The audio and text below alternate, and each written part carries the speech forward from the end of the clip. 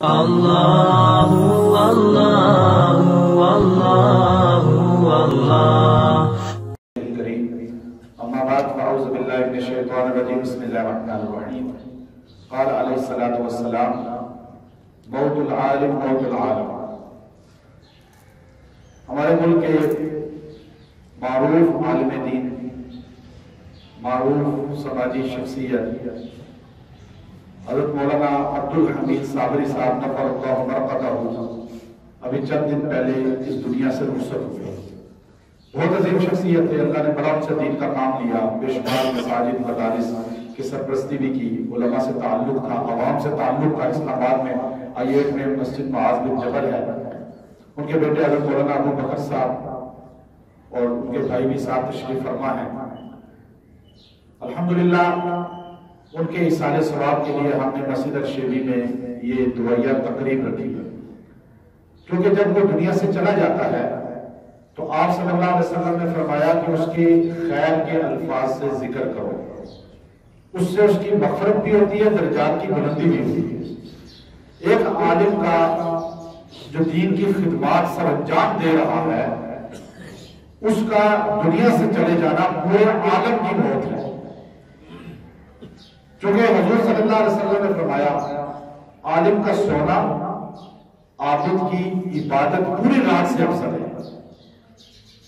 العلم والعلماء ابن بر رحمۃ اللہ علیہ کی کتاب ہے، اس کے اندر یہ بات لکھی کہ عالم کا سونا رات پوری سویا ہوا ہے، فجر میں اٹھ کے نماز پڑھی، اور ایک آدمی تبلیغی جماعت میں چلا گیا، ایک آدمی کئی بھی اور کام دین کے چلا گیا، پوری رات تہجد پڑھ رہا ہے.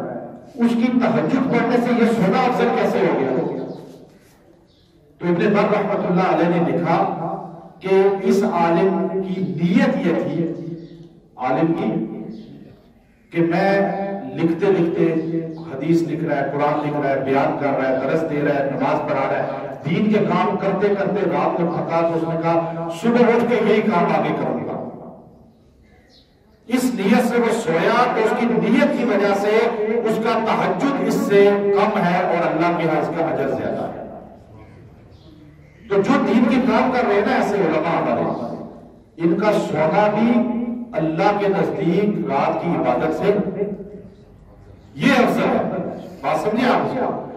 تو حضرت ماشاءاللہ دین میں کام کرنے والے تھے، اللہ ان سے کام لیتا تھا. مولانا قاسم نحوی رحمۃ اللہ علیہ کو تو آپ جانتے ہیں، سارے جانتے ہیں نا، بانی دارالعلوم دیوبند ہے. ان کے بیٹے مولانا محمد احمد صاحب شیخ الحدیث بعد میں بنے دیوبند کے. جب انہوں نے حفظ قرآن مکمل کر لیا تو مولانا قاسم نحوی یہ حکیم خطبات حکیم میں خطبات حکیم الاسلام قاری طیب صاحب رحمۃ اللہ علیہ نے اس واقعے کو لکھا، جو پوتے ہیں حضرت نحوی رحمۃ اللہ علیہ.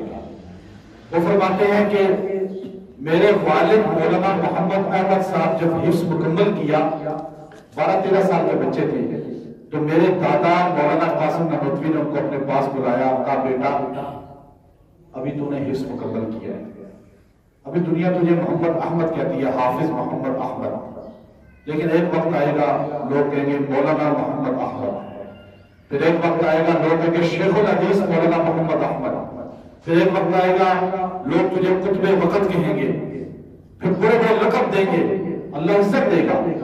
لیکن میرے کس کام کی وہ چیزیں؟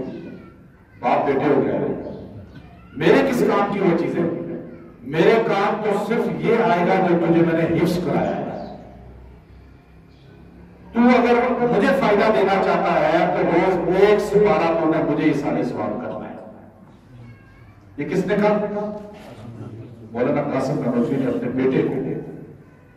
حکیم قاری طیب صاحب رحمۃ اللہ علیہ فرماتے ہیں کہ جب میں نے حفظ کر لیا تو میرے والد مولانا محمد احمد صاحب نے مجھے اپنے پاس بلا کے یہی جملہ کہا لوگ آپ کو بڑا لقب دیں گے، نام دیں گے، شہرت ہوگی، لیکن میرے کام یہی آئے گا کہ آپ 1 سپارہ مجھے روز بخشا کریں. قاری طیب صاحب لکھتے ہیں اپنے خطبات حکیم الاسلام کے اندر کہ میں اس دن سے لے کر آج 86 سال کی عمر تک اپنے والد کو 1 سپارہ روز بخشتا ہوں. تو یہ بڑی بات ہوتی ہے. حضرت کے ماشاءاللہ بیٹے ہیں فوت ہوئے, ان کی اولاد ان کے لیے پڑھ کے بخشنے والی ہے, اس سارے ثواب کرنے والی ہے. آج ہم بھول جاتے ہیں. مفتی تقی صاحب کی آپ نے بات بتائی. مفتی تقی صاحب ہمارے کتنی عظیم شخصیت ہے.